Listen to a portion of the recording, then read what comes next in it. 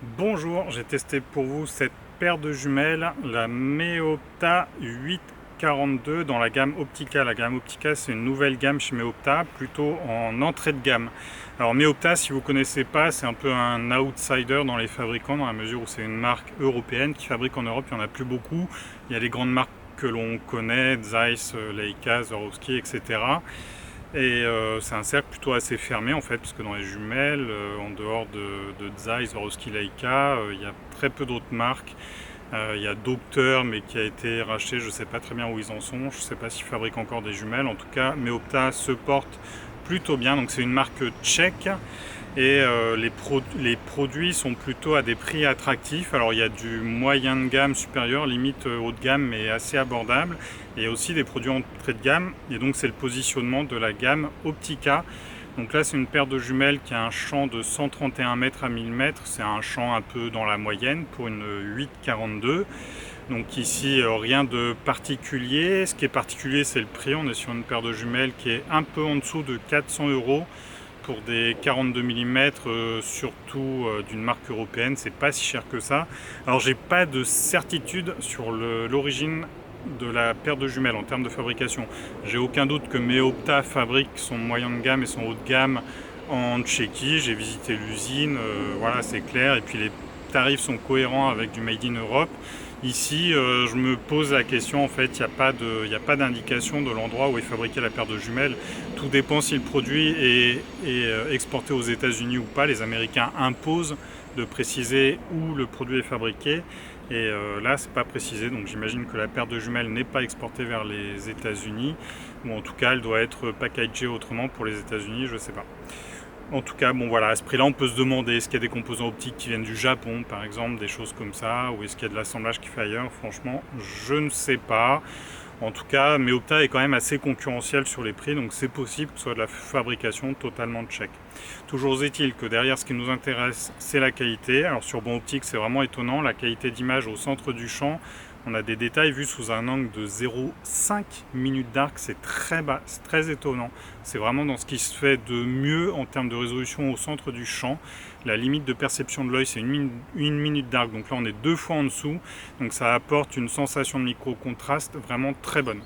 En bord du champ, on a des détails vus sous un angle de 2,8 minutes d'arc. C'est plutôt bon, c'est dans la bonne moyenne, on va dire, sans être exceptionnel. On n'est pas au niveau de Leica, de Swarovski ou de Zeiss.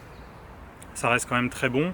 Néanmoins, il n'y a pas d'aplanisseur de champ dans cette paire de jumelles. C'est-à-dire qu'on a une image qui va être assez détaillée en bord de champ, mais la mise au point en bord de champ n'est pas la même qu'au centre du champ. Donc si on a un œil qui est jeune, l'œil va s'accoutumer sans problème, il va accommoder en bord de champ. Sinon, si on est moins jeune, si on est atteint de presbytie, il va falloir jouer de la molette de mise au point si on veut aller entre le centre du champ et le bord du champ, ou simplement déplacer sa paire de jumelles.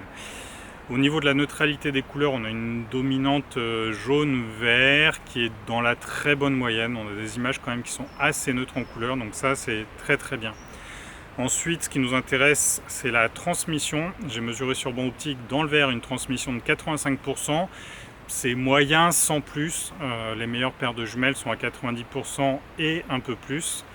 Donc, mais bon, après voilà, pour une paire de jumelles à moins de 400 €, on ne peut pas vraiment attendre beaucoup mieux, quoi. Au niveau de l'ergonomie, on est sur du très basique, je dirais. Le centre de gravité est assez central, ce qui est plutôt bien en fait, en termes de prise en main. On évite que ça pointe vers l'avant, parce que ça c'est plutôt fatigant à la prise en main. La molette centrale fait la mise au point principale, donc là on est sur du très classique. Ça se fait en un peu plus d'un tour, donc pas beaucoup plus d'un tour, c'est un tour et un quart à peu près, donc la mise au point est assez vive. L'ajustement de dioptrie se fait sur une molette sur l'oculaire droit, sans verrouillage. Donc on est sur du basique en fait, hein. C'est sur ce genre de détails qu'on va faire la différence entre une paire de jumelles là on est dans le moyen de gamme en fait, un peu dans le bas du moyen de gamme on va dire, en termes de tarifs en tout cas, hein. En termes de qualité, vous avez compris qu'on est plutôt bien placé. Mais en tout cas, on voit qu'on a une conception assez simple, mécaniquement, assez basique. On a des œilletons ajustables, ça aussi c'est du totalement classique. En termes de qualité optique, une chose que j'ai pas précisé, c'est le chromatisme. Si on regarde un objet très contrasté, on a des liserés bleutés. Meopta précise utiliser des verres fluorés.